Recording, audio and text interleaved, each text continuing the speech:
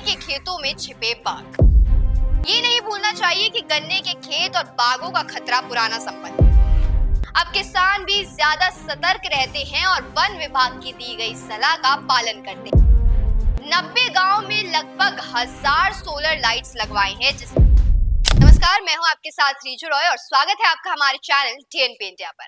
आज हम आपको एक ऐसी खबर बताने जा रहे हैं जिसे सुनकर आपका दिल खुश हो जाएगा। उत्तर प्रदेश का पीलीभीत, जो कभी गन्ना किसानों की समस्याओं के लिए जाना जाता था, अब खुशहाली की नई कहानी लिख रहा है। दरअसल उत्तर प्रदेश के पीलीभीत जिले के गन्ना किसान इस साल राहत महसूस कर रहे हैं।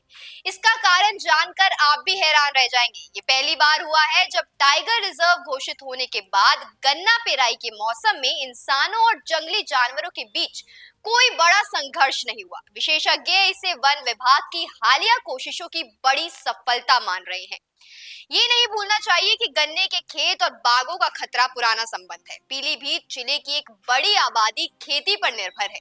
यहाँ गन्ना सबसे अधिक उगाई जाने वाली फसलों में से एक है, लेकिन इस फसल के दौरान किसानों को हमेशा एक बड़ी चिंता रहती है, गन्ने के खेतों में छिपे बाघ।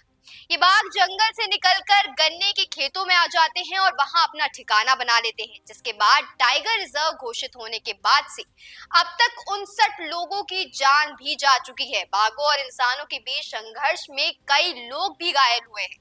2019 में एक बाघीन को गुस्साई भीड़ ने तक मार दिया था, लेकिन इस साल कोई बड़ा हादसा नहीं हुआ। अब तक हर गन्ना पेराई के मौसम में किसानों और बाघों के बीच संघर्ष की घटनाएं होती रही हैं। पिछले साल भी आधा दर्जन से ज्यादा हमले हुए थे, लेकिन इस बार नवंबर में शुरू हुए गन्ने की कटाई के मौसम में अब तक कोई बड़ी घटना सामने नहीं आई है। वन विभाग ने इस सफलता के पीछे बड़ा योगदान दिया है। पीलीभीत टाइगर रिजर्व प्रशासन ने 90 गांव में लगभग 1000 सोलर लाइट्स लगवाए हैं, जिससे रात में रोशनी बनी रहे और बाघ खेतों में ना आ पाए। इसके अलावा पिछले साल संवेदनशील जगहों पर चेन लिंक फेंसिंग भी लगवाई गई। पीलीभीत टाइगर रिजर्व के उप निदेशक मनीष सिंह के अनुसार वन विभाग लगातार संघर्ष को रोकने के लिए काम कर रहा है। विभाग की कोशिशों के साथ साथ किसानों की जागरूकता भी नतीजे दे रही है। अब किसान भी ज्यादा सतर्क रहते हैं और वन विभाग की दी गई सलाह का पालन करते हैं। वहीं इस साल को शांतिपूर्ण गन्ना पेराई का मौसम वन विभाग और किसानों दोनों के लिए एक बड़ी उपलब्धि माना जा रहा है। यदि इसी तरह की सावधानियां और कदम उठाए जाते रहे तो भविष्य में इंसानों और बाघों के बीच संघर्ष और भी कम हो सकता है।